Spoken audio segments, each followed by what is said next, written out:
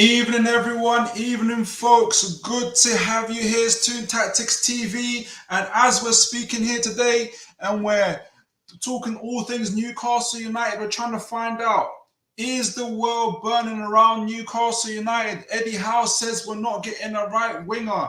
In fact, we might not even get a right centre back at this stage with Gahey playing as captain today in the League Cup. What is going to happen to Newcastle? Some are already missing Amanda Staveley. Some are already missing Mehrdad Quddusi. What are Newcastle going to do next? And what about that game against Bournemouth? Was it as bad as people say it is? Let's find out here on Toon Tactics TV.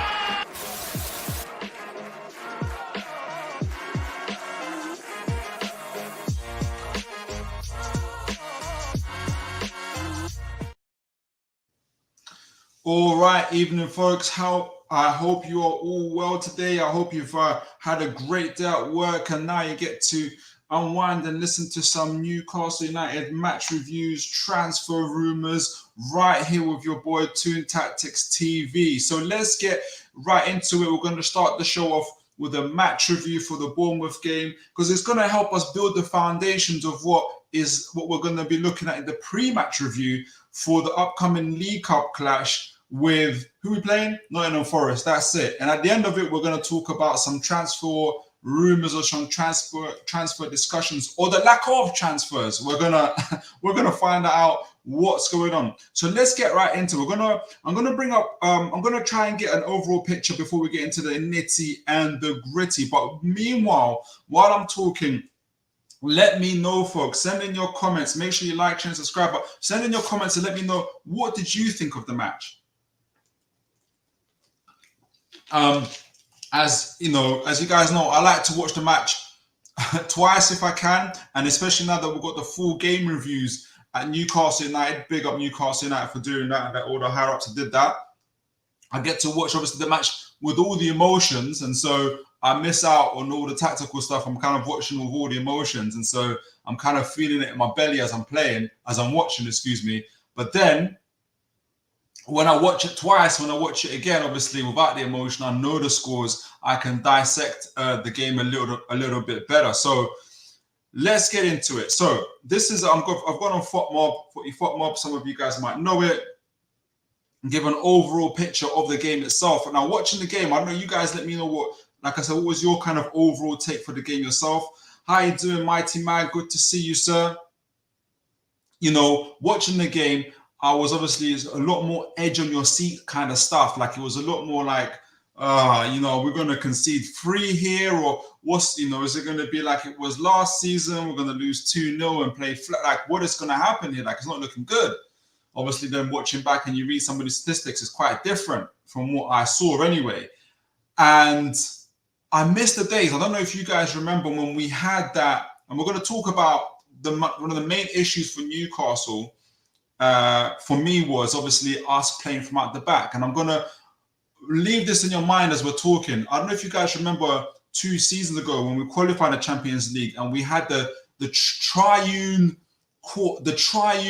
maestros of Botman, Shaw, and Gomeres in our final third, and in our third of the pitch, who ball play, who are able to ball, obviously great on the ball, can pass through the channels, control the games for us. And even though we were a counter-pressing, high-intensity team, between the 3 of them, they allowed us to dictate the play and just be able to control games a lot better. I miss those days, and I hope those days come back. So, and we're going to talk about that a lot more in this show. So, right, Footy FotMob. It's showing us essentially, obviously, we finished 1-1, but the overall stats, this is for the first half.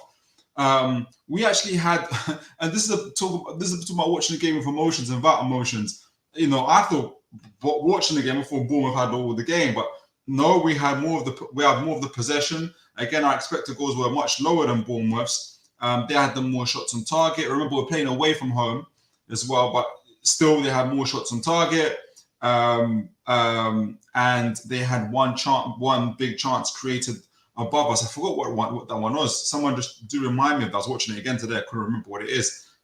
However, ironically, and even though, well, they had only 1% more in terms of passing accuracy rate from us. And so they were like, they did have the better of the half. And what else it would show is that in terms of the momentum of the game, where is it? There was the attacking parts of the game. I wanted to show you guys, or maybe it should be on here in terms of the actual momentum of the game. We'll go into the second half. I'll find it actually. I'll have to go on SofaScore. So let me go on SofaScore and share with you SofaScore, because it actually shows the same thing on a footy football, but for some reason I can't find it. You can see on the left of that, the first part of the first half, the first 15 minutes, Newcastle had all the attacking momentum, and obviously for the rest of that 30 minutes, it was all Bournemouth. Going back to the footy footmob, now we're going into the second half. Again, we actually increased our possession. The expected goals for both teams increased as well. Us having the better chances, we really took the game to them. As we know, Howe made a number of substitutions, including Lewis Hall, Harvey Barnes, who played really well. Really switched it up in the second half. Harvey Barnes played on the left, Gordon played on the right, and he gave Gordon seemed to play much better. He had the choices of either running against his man and cutting back into the penalty box, or crossing it in early. And that's when we got a lot of the joys, where you saw some of the close headers from Joe Linton and Byrne. We actually could have got away with a win had Bournemouth's keeper not been playing so well. We had more of the shots on target. We had way more of the big chances created, interestingly enough. And we had a lot more accurate passes going into the second half. So all those things, and I'm not trying to paint a picture of Newcastle non-penalty XGs as well, shots on target. It was all Newcastle if you read that. But we know from watching the game that it was there was a lot of issues. And some of those issues, which in my view, the main issues were from Newcastle playing at the back. And I'm going to share some clips with you. I have to do it in still images, otherwise I'm going to get copyright and stuff and all of that malarkey. I want to avoid that if I can. I'm going to share with you guys one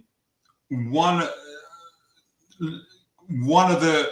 I'm going to go straight into the goal that Bournemouth scored against us, actually. Well, and then kind of go into the theme of how Newcastle were playing not playing very well from out the back. So let me get this up.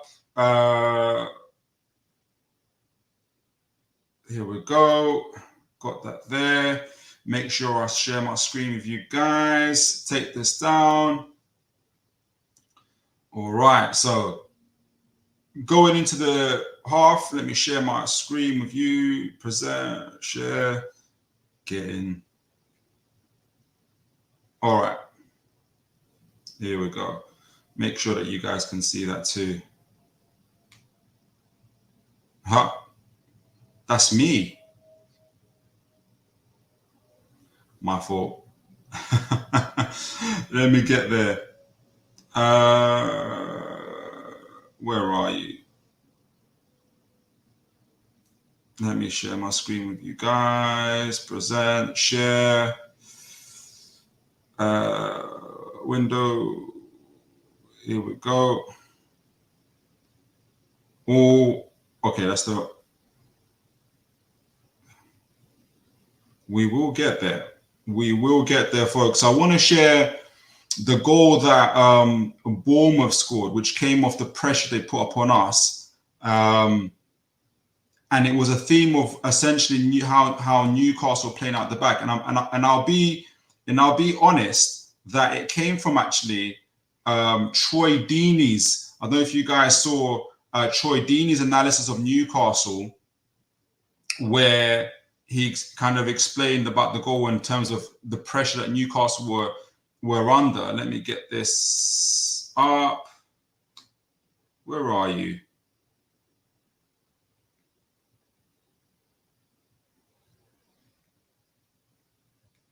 Let me get this. Is this it? Here we go. So,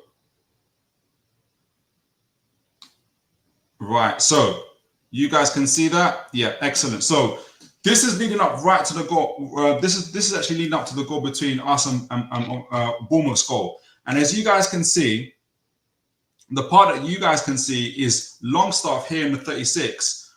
We've actually got the possession of the ball.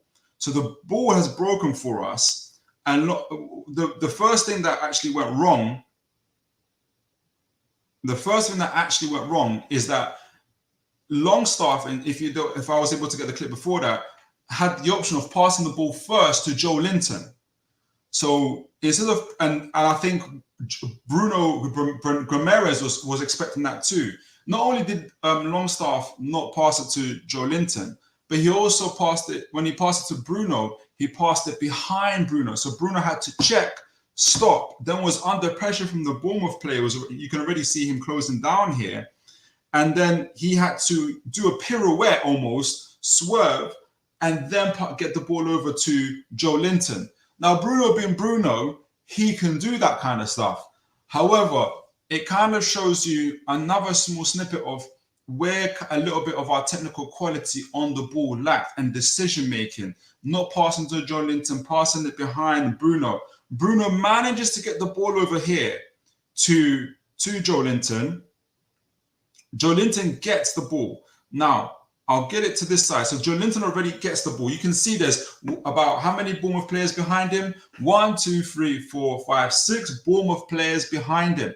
What you guys wouldn't have seen as well on the screen here is that both Gordon and Isak have already run like 100-meter sprinters up the pitch. They're ready to receive the ball from Joe Linton. So he's got 2 fantastic options to already pass to. If he continues running, he can get onto in terms of Gordon and Isak. The other option he can take is take the ball on. There's 4 or 5 other players up the pitch, including the goalkeeper. They're going to be worried about Isak and Gordon. There's a ton of space here. You can see that Joe Linton can run into. For whatever reason, I'm not quite sure, Joe Linton decides to check back on himself. He checks back on himself. He allows the Bournemouth, as you can see here, he allows the Bournemouth players to get him. He still manages to keep on the ball. He has another opportunity to release it to Gordon here at the top of the picture. But then the momentum has stopped. There's already players coming back. There's a player not too far away from Gordon. There's 2, 3 players around Joe Linton. And but he's still got the ball. He now stops the momentum totally. And you saw earlier the 5, 6 Bournemouth players back behind him. Now they've gone back to defend. Joe Linton dithers on the ball, and I think it's either Cook or Christie who have been on him throughout this game. Get the ball of Joe Linton. They've now dispossessed him, and Semenyo takes the ball. Joe Linton is not able to chase him back, and Newcastle are on the back foot. Semenyo, now there's another of errors that have happened here. You can see the players running back, and you can't see on the screen here, Livramento is behind, I forgot the gentleman's name who scored, is behind him, but he doesn't rush back for some reason, or he doesn't appear to rush back, he's jogging. Semenyo drives at the defense. He looks as if he's going to be taken away from the box, is already heading away from the goal. Somehow he manages to get the ball in between Byrne and I think it's Longstaff here. No, it's Byrne and Lloyd Kelly. He gets the ball in between them. Kraft also misses it, and it gets over to the Bournemouth number 16. And there you can see Livramento coming in right behind the overall goal scorer. He's not busting the gut to get there. I'm not saying that there's anything that he's shown a bad attitude or anything, Livramento. What I think really has happened for him is just a lack of general awareness of what's going on. And anybody who's watched the game, you guys let me know. This is the common theme for Newcastle, unfortunately, in the game, where playing it from out the back, Newcastle United really suffered. Obviously, having Kraft and Byrne didn't help. and Bournemouth, to their credit, played on that. They really forced Newcastle back, and I'll show, especially from the counter press. But you guys, let me know. Someone got here from Spurs Kings, more of that defending on Sunday, please. Yes, we've got a few of our Tottenham guys here. Big up Spurs Kings, and make sure you guys catch us on Wednesdays. I think I between 9:30, 10 p.m. doing the Rivals show. They're doing their scout and report through our channel here. And look, and that was the major problem for us, was especially playing at the back of Kraft and Burn. I got another clip here, and if that's this time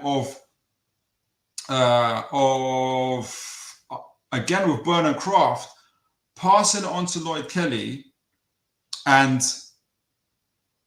essentially through coordinated press of Bournemouth, Lloyd Kelly is also himself stopped from doing from passing the ball as well. So as Bournemouth pressure, let me get that up for you guys. It's a very short example, but it's speaking of Spurs and speaking of anybody else. It's one of my biggest concerns in terms of Newcastle playing out from out the back. All these situations that were created, most of the big chances that were created by Bournemouth were from Newcastle playing it out from out the back. So this is, as you guys can see on the screen, this is now Pope on the ball. You can see the three Bournemouth defenders, the three Bournemouth attackers. The centre-backs from Newcastle, Burn and Kraft, have spread themselves wide. This time it's Longstaff who gets into the hole, but the channels are blocked. And Pope, we know, is not the greatest of his feet. He still tries. He's still good goalkeeper, still a good sweeper keeper. Pope passes it over to Burn. And Burn, who's naturally very, very cautious in the passing, he does not like to pass through the channels. He doesn't risk the ball to number 39 there, Bruno Gomes. He sees it's about to get blocked. He takes that extra touch rather than even just passing it quicker off to Lloyd Kelly, for instance, who then could take that one touch and pass it to Bruno, and the press is broken. Instead, he takes one touch, he stops, he looks up, 2 touches, it's over. The Bournemouth players are already heading into the direction. There's now a freak bearing down on Lloyd Kelly. Remember, had that one touch to Lloyd Kelly come through, Lloyd Kelly could have done the one touch to Bruno, and the press is broken. Lloyd Kelly gets on the ball here. He too is closed down before he can do anything. He tries to get the one touch off, and he's blocked off. And literally, that was the story for Newcastle for most of the game. You would have seen the stats from the BBC. 14 times Newcastle had the ball taken from them in their own half. And then finally, so that's the part that I think Eddie Howe is going to have to fix going into the game against Nottingham Forest. And we're going to speak about Nottingham Forest. We are going to look at Newcastle's goal against the Cherries, because there was good aspects of the game. We talked about the possession, we talked about the chances created, and I think also I want to add the grit and determination as well. We're not playing well in terms of on the ball, but we are doing okay, or we're doing decently when we're when in terms of having the ball, in terms of being off the ball, defending and staying as a unit.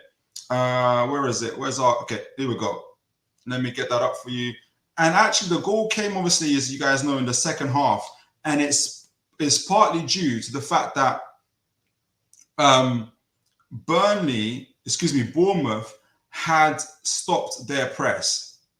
That was the one momentum they had, where they were not pressing as hard as they usually do, and it gave us space. So let me share my screen with you to explain to show what I mean. Where are we? Here we go. So here we go. This is on the side. By this time, Gordon has moved to the right. Barnes is on the left. Bruno's playing a little bit more further up now. You can see him there, and you can see obviously Lewis Hall has come on, and Bruno really loves playing with Lewis Hall, and you'll see that. So so there on the ball, I think it looks like Joe Linton from here. Yeah, it is Joe Linton. Joe Linton looks up, sees that there's nothing too much on, so he passes the ball back to, I think it's Kraft. Kraft, thank goodness he did the one touch this time, went straight to Burn. Burn looks up, quicker now, gone to Lewis Hall. So I think that must be a conversation that Howe must have had with them at half time. Stop dwindling the ball so much. Because then what happens, Bournemouth are having to move across and shift a lot quicker. Lewis Hall, great technician, gets the ball off early to Harvey Barnes. And now Harvey Barnes is one-on-one. You can see the Bournemouth defense midfield, I think it's Christie. And this is the other change. Obviously, Willock has come on. This wasn't done enough where our number 8s and Longstaff and Joe Linton weren't doing enough of, in my opinion, and that's running at their midfield. Because now Christie's got two questions to ask. Do I stay with Willock, or do I go and support Harvey Barnes? You're gonna go and support. You're gonna go and look after Willock. He's causing him all sorts of trouble. So now Willock is one-on-one with the left back. I forgot the gentleman's name. He holds him up. We know how good Barnes is on the half turn, both left and right of his feet. He's really good. He holds him up. It allows players to get into the box, including now we've got 3 people in the box. He holds him up, checks. He knows he's going to check on this, but he doesn't know when it's going to happen. He checks, dips the ball in, fantastic ball into the box. And there you find right at the back post, Gordon with the goal.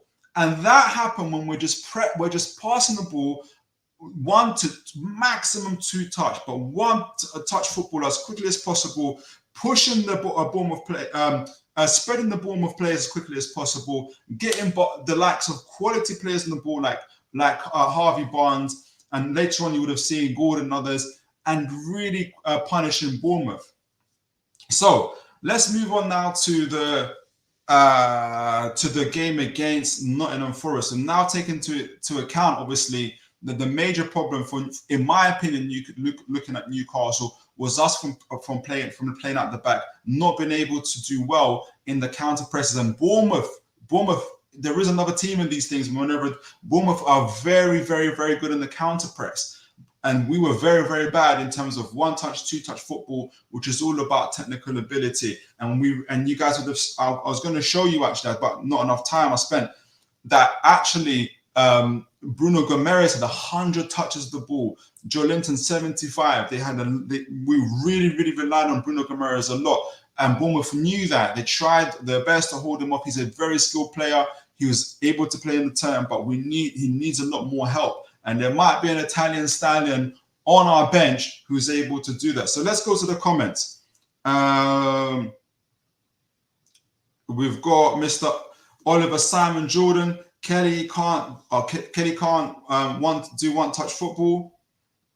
Again, mad signing. Oh, so Oliver, you're not feeling Kelly. You're not liking Kelly. Let me know why. I mean, I've got to watch Kelly in the preseason as well. I thought he was really, really good. He's not as good as Botman, I'll tell you that from the jump at the moment. But I think he's really good. It'd be good to hear from you, Oliver, in terms of what your thoughts are on Kelly and why and what is your concerns about Kelly. So I'm gonna go into the Nottingham Forest game, our League Cup clash. Guys, let me know before I show you my lineup. Before I show you guys my lineup, who would you guys like to see play? Okay, just say in terms of who would you want to see a strong lineup, or do you think that we should keep our players, avoid any kind of injuries? We should be looking ahead instead towards the Tottenham game at home. It's going to be vital for us to, at least come away with some points before the international break. We don't want to be brewing on a loss for 2 weeks. You guys let me know. Me personally, I think we're going to go strong. We've still got a squad. We're still going to rotate. But I do think that generally we are going to go strong into that game. So let me get into the Nottingham Forest game. Let me show you guys my lineup for that game and get into it now. Here we go. Let me share that with you. Nottingham Forest. And what you guys thoughts on Nottingham Forest? We had an interesting. Well, we didn't do well with them in terms of at home when we played at St. James's Park. Obviously, that was 3-0. Managed to beat them away. And this time we're playing them away again. So, guys, this is my lineup. This is the team I'm hoping that we play. I think that we might play, though I am not entirely certain. Obviously, I'm not in Eddie Howe's mind, but I'm not certain for a number of reasons. Oh, is that Forest? Ah, I think I've showed you Forest lineup. Let me show you my lineup. I've showed you Forest lineup. Let me show you my lineup instead. Let me get that over to you guys. Let me share the screen. Where are you? Share. So I've got Forest lineup and I've got an R lineup. Here we go. This should be it. Here we go. Right. So I've still kept Pope in goal. I just think that I think Ruddy is, I might be wrong, but I think he's that Man City. He was that Man City keeper that's like always on the bench but never plays it. It's not Foster, I forgot his name. Someone in the chat remind me of his name. I think that's what he's going to be. And I think obviously all these rumors around Vadicanos, that's, there's going to be sent out on loan. Essentially, it's a PSR signing. We're going to find out, but I don't think he's playing. So I think it's going to be Nick Pope. I've got Matt Targett as left back. He was on the bench for us against Bournemouth. I've got Lloyd Kelly at left centre back. I think Kraft will continue on as right centre back. And Kieran Trippier, and that's the big question mark. Obviously, a lot of rumours about him leaving Newcastle. What's you guys' thoughts on that? Do you want to see Kieran Trippier stay at Newcastle? Do you want to see him leave? Is it more like even if you want to see him leave, it's not because you don't rate him as a quality player, but maybe that funding will allow us to actually get some players over the line.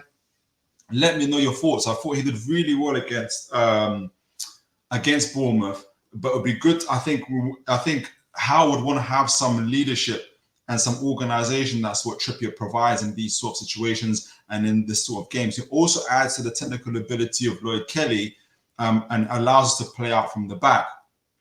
The midfield, we have the return of our Italian stallion, the former vice captain of the Rossoneri, the current or former Italy's under-21s player, Mr. Sandro Tonali, to make his return in this game. And we are all really looking forward to it.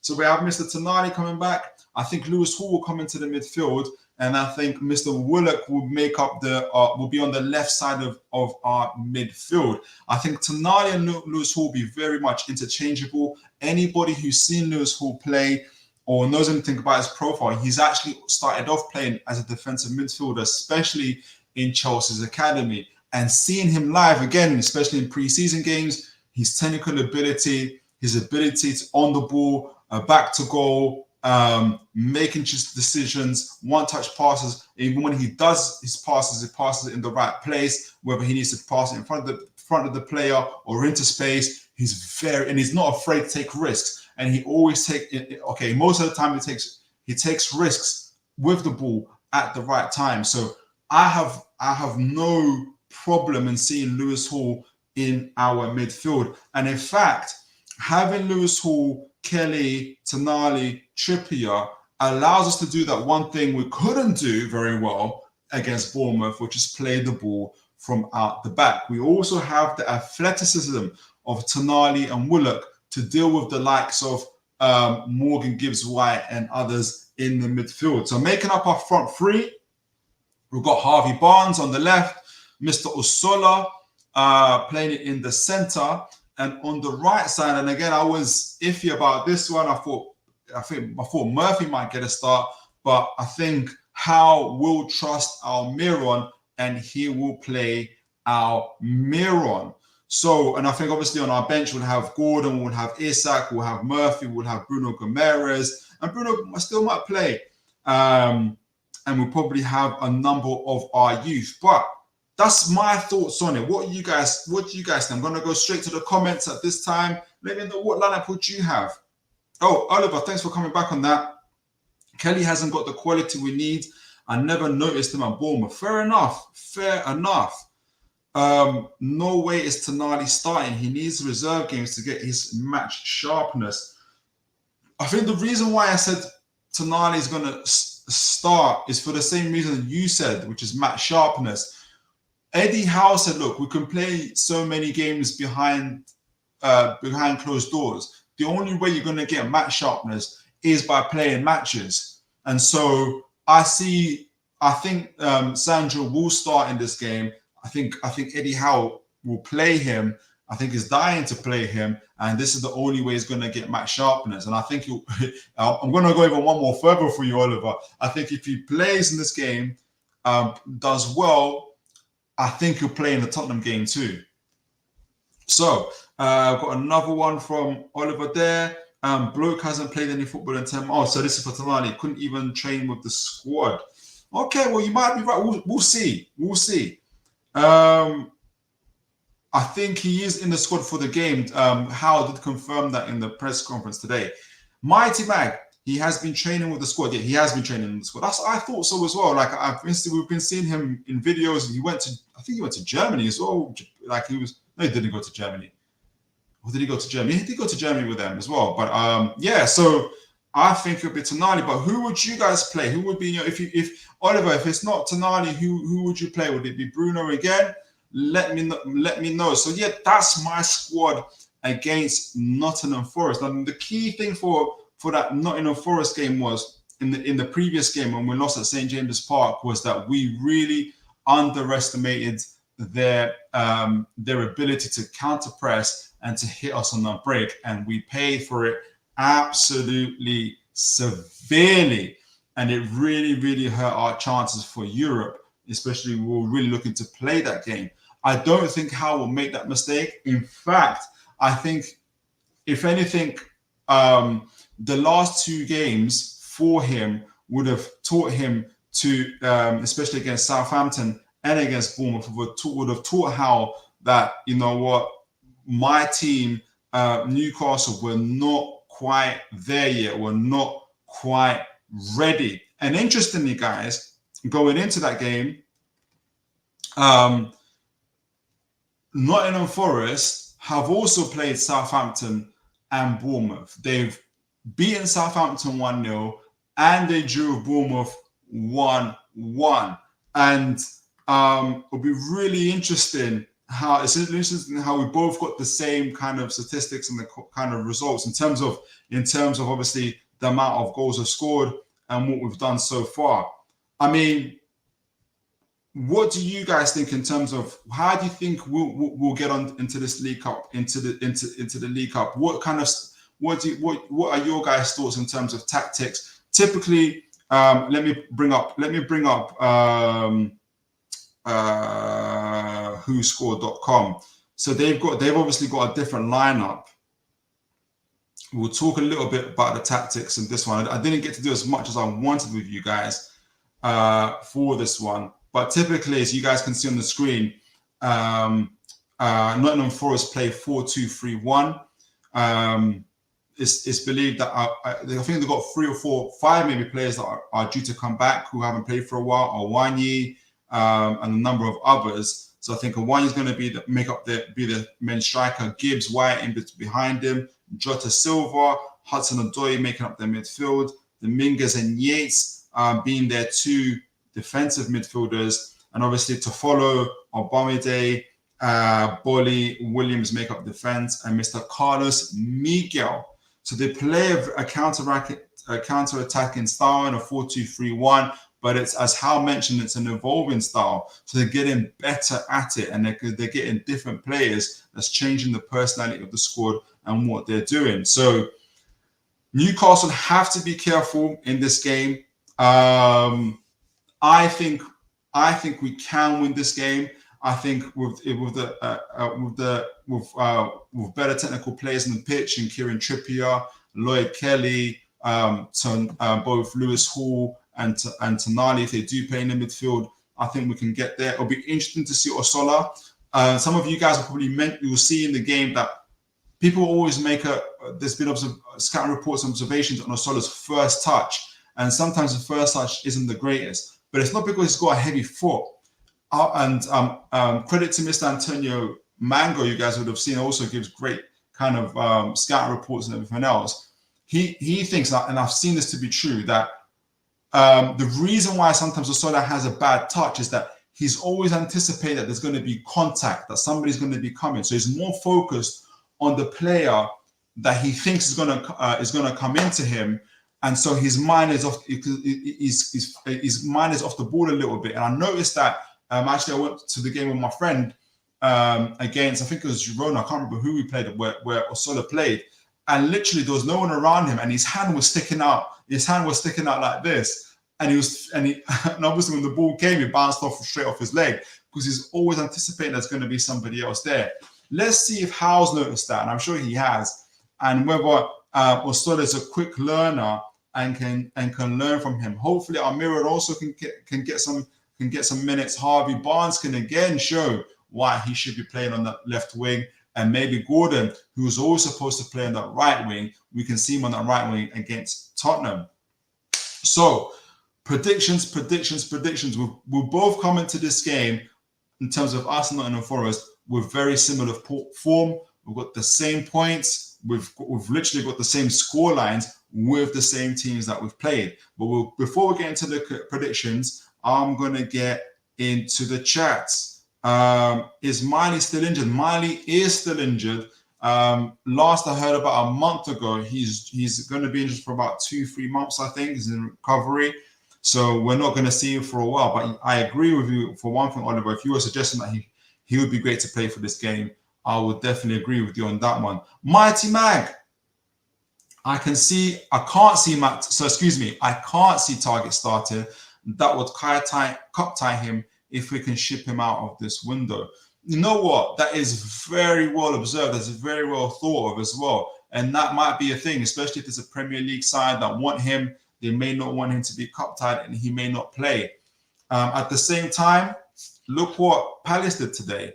They played Gahey straight away. They know there's a lot more money on the line for Gahey than there is for Matt Target. At the end of the day, Gahey is still a Crystal Palace player, and Matt Target is still a Newcastle United player. So I think if Howe needs to play Target, he plays Target. But also it's good for Target, and it's good for any kind of potential suitors that want Target. They get to see him play. He gets to have minutes in his legs. He's been out of the game for a very long time, and it's a good opportunity for him to show them, his fitness and his match sharpness. So that's my thoughts on that Target. So predictions, guys. What are we saying for this game? Let me know in the chat, guys. What do you think is going to be the scoreline? So my thoughts is this. When I'm looking at it, I don't think obviously this will be the lineup. I think it'll be slightly different. In fact, let me go back to my lineup rather than whoscored.com. Let me go to my lineup.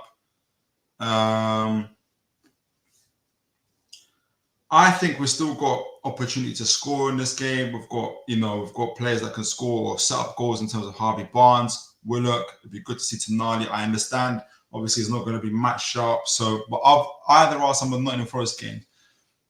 I see this game being scrappy, and I think hopefully we're close in the 60th, 70th minute, and it's still 0-0, for instance, and Eddie Howe might bring on Gordon, might bring on Isak, might bring some of our first team players on, and that might make the difference for us. So I'm backing Newcastle to win this game 2-0 against Nottingham Forest. That's right. I'm going for the victory.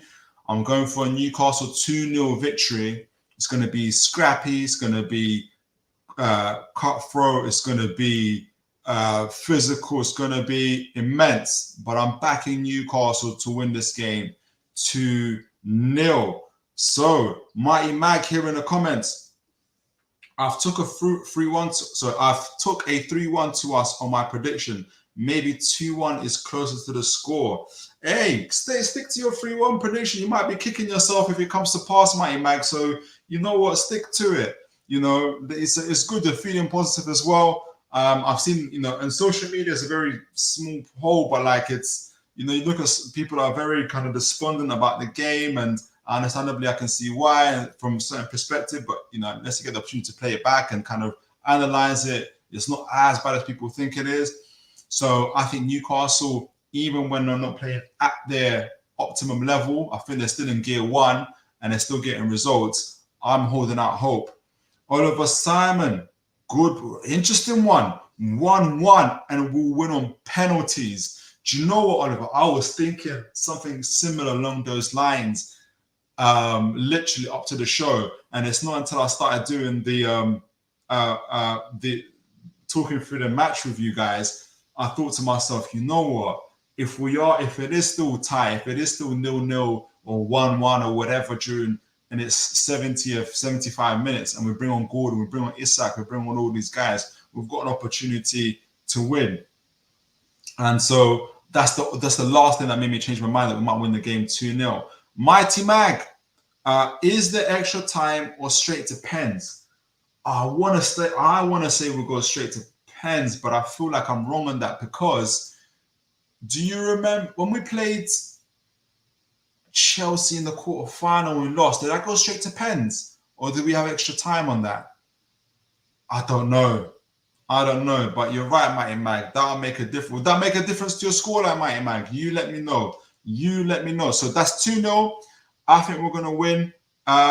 Let me know your thoughts. So on to the transfer talk and all things transfers in the final part of our show. And folks, please don't forget to like, share, and subscribe. Really good to have you guys that are here with me live and chatting and talking. Really, really good. So I really appreciate you guys. Let me share my kind of some of the. Let's look at some of the latest stuff on in terms of social media stuff. We talked about it a little bit here on the show. Let me get this on. We're talking all things, obviously, transfers at this stage of the show. Where is it? Here we go. Okay, so share screen. I've got to talk myself through it. Still learning the old StreamYard, I am. Right. So I put the two main things up, really. And that is, make sure. And that is obviously James Trafford, the conversations around him. And obviously Mark Gahey. I'm going to start off with Mark Gahey because that's the transfer saga. That's the big news. And you're wondering, why am I bringing up the lineup for Crystal Palace versus Norwich in tonight's league clash? And for those that don't know, Mr. Gahey is captaining Crystal Palace tonight in their League Cup clash against Norwich. And obviously that has triggered a few people on social media. You know, people are saying, you know, he's not coming. This whole saga has been badly handled by the owners, by Paul Mitchell. Some are already saying we need that Amanda Staveley and Murder Caducci touch, and you know we're missing them, and you know all these other things. And over this transfer, look, people are obviously always entitled to think and feel what they believe. In my view, for being objective, guys, it's been a long time since Newcastle have been involved in high-profile transfers like this. Obviously not since the takeover, because we've lived in the Mike Ashley area for so long. When's the last time we bought, if ever, potentially a 60, 70 million pound defender? I think it might be, from all that I've seen, I don't think there's been all these bids, 5 bids, 6 bids, 10 bids. I think that's all coming from Crystal Palace's side. I think, in my view, and this is my view, so could be totally wrong, Crystal Palace have already lost Elise. They've just lost Anderson. They are on the verge of losing Mark Gahey. Hey, and if they're not careful, they might even lose Eberechi Eze. If should Tottenham bring up trigger his release clause. So if you can imagine, God forbid, in one transfer window, Newcastle were to lose Bruno, were to lose Botman, were to lose Isak, all in one transfer window, you can imagine what our fan base would be like. There'll be vigils outside St. James's ground, so you can only imagine what Crystal Palace and their fans are all going through and what they're saying. So in my view, I think this is all coming, all this media about all these releases, all these things going on, is all media driven by Crystal Palace. I think in the background, Gahey wants to leave. Obviously, the owners are doing what all good owners should do when one of their best players is potentially about to go, and that is trying to get the best price for the player. And I think they're very much close to doing that. I think Gahey will be a Newcastle player eventually, and that will come to pass. And look, the other things people are saying is, obviously, there's an absence here of a right winger. Anybody else who's watched the show before, we were talking about right wing forwards, we're talking about Noni Madueke, we were talking about Gerald Bowen, we were talking about all these potential Kulusevski, we're talking about all these potential right wingers we can get, only to hear today from Mr. Eddie Howe that we might not, that he doesn't think we're going to get a right winger and a right centre back all in the same transfer window. And so, obviously, that set of people, there's people are worried about the Newcastle season, what's going to happen, and then the other side, obviously, people are trying to be also calm about the situation and say, look, we're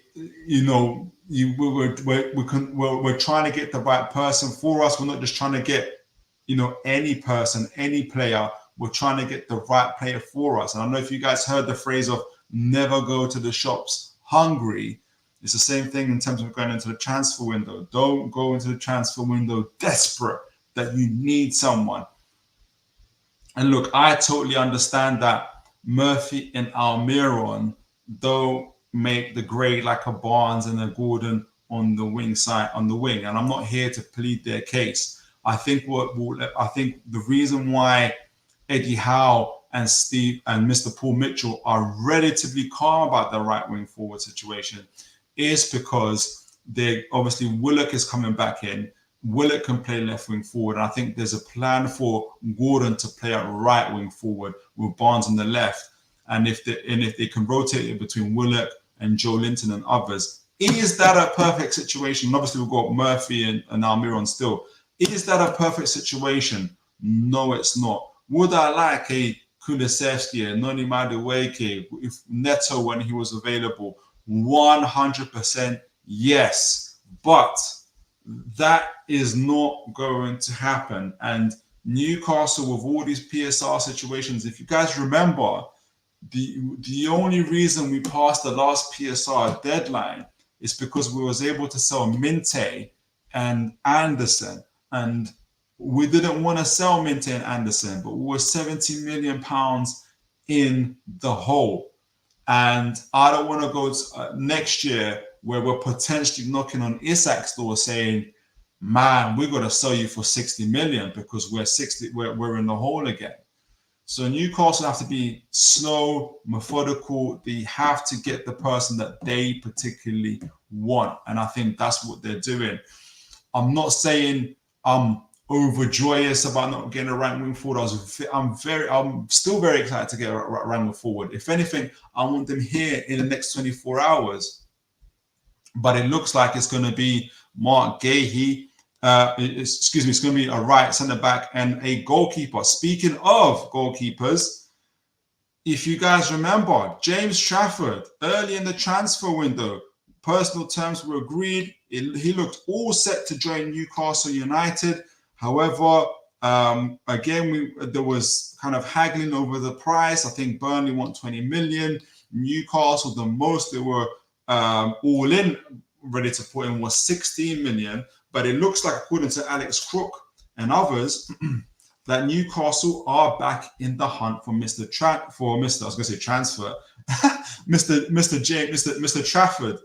Now, I like Mr. Trafford, and I do hope we get him. It looks like we're looking at a loan for an obligation to buy for him.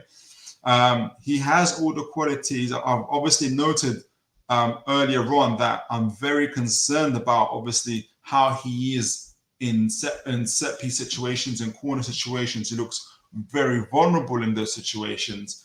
However, I think it's nothing that can't be fixed, and it's nothing that he can't evolve and change and get better. He's massive goalkeeper. It doesn't look it when you're looking on the screen, but I think he's 6'4", 6'5". He's absolutely massive. He's very, very good on the ball, and he's a super keeper. So all that stuff we talked about earlier, playing from out the back, Pope being indecisive, Burn being indecisive, all that gets resolved with a James Trafford and a Mark Gahey type of signing. Obviously, we've already got Fabian Schär, but you can see the foundations of what Newcastle are trying to build, what Newcastle are trying to do. And not only that, Mr. Trafford knows, is very familiar with Gordon and others in terms of in the squad. They've played in England together, but they won the European Championships together. So I'm hoping we get this one over the line, and you'll see my overall kind of assessment of the transfer window once it's done as well, in terms, and it's going to look at the whole transfer window, players that we've managed to keep, players that we've managed to sell, and players that we've managed to recruit. And we're going to give an overall assessment of that. So what do you guys think? What's you guys' overall impression of the transfer window? Are you overwhelmed, underwhelmed, just whelmed? Are you excited for the future? Do you kind of see where Eddie Howe, Paul Mitchell are coming from in this slow, methodical approach? Or do you think they're keeping their powder too dry? And you know what? There's, if there's, you might not have the player that one player that you want today might not be available, but there's still other number one priorities that you can take on. Why don't you do that type of thing? You want them to be a little bit more bullish in the market? You let me know. Send in your comments. Send in your views. Mighty Mag. If we don't get top four, our elite players won't be hanging about. And I do agree with you. I think this is a major, major, major season for Newcastle United. I think it's a major season for Eddie Howe. I'm a big fan of Eddie Howe. And I know Mighty Mag are talking about the players. I'll go into, but I think this relates. I think it's a big season for Eddie Howe. I really rate Eddie Howe. I think he's got the ingredients to be an elite coach. And for me, part of being an elite coach, you have to win things. But I think he's got the ingredients in terms of the work ethic, his footballing philosophy, and how he likes to actually play the game itself. However, I've never quite been sure of what his ceiling is. In terms of what he's able to do. Is he able to win the league? Is he able to win cups? Is he able to play to manage in and I think he is a big club and play for big cups and to get the team in the top four, and I think if he doesn't get in the top four this season, I think if he doesn't get into the top four, top five, maybe this season, I think the owners will have a real close look at him. And I'll be looking at him in terms of, I don't think, especially if he doesn't have as much injuries as he's had before, and he doesn't make top 4, for instance. I know there's other teams, Chelsea are doing really well and all these other things, but I think there's big expectations on him. And I think if he doesn't, I think the owners will have a real good look at him. But at the same time,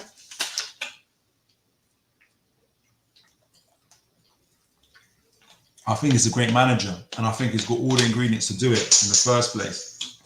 But yes, you're right, Mighty Mag.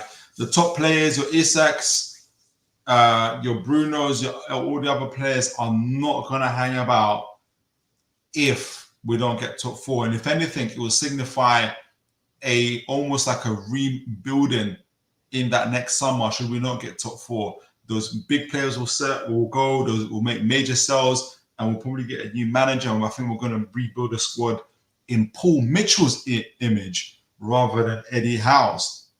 So that's the show, guys. We've talked through the match review. We've talked for the Bournemouth game. We've given our match preview for the Nottingham Forest game. You've heard the predictions. We've talked about the transfers. And you guys have been incredible. You've been sending your comments. You've been giving your views. And it's been a real blessing to have you guys. I hope you guys enjoy the show. As always, send in if you've got anything else that you guys are thinking of in terms of the game, in terms of the transfers, do let me know. I always love to engage with you guys. And as always, guys, thank you, Mighty Mag. Great show. Thank you, sir. I really appreciate that. Those comments are so encouraging. Keep them going, and it's a real pleasure, real blessing to have you on as well. And until next time, as always, guys, have a great evening and God bless.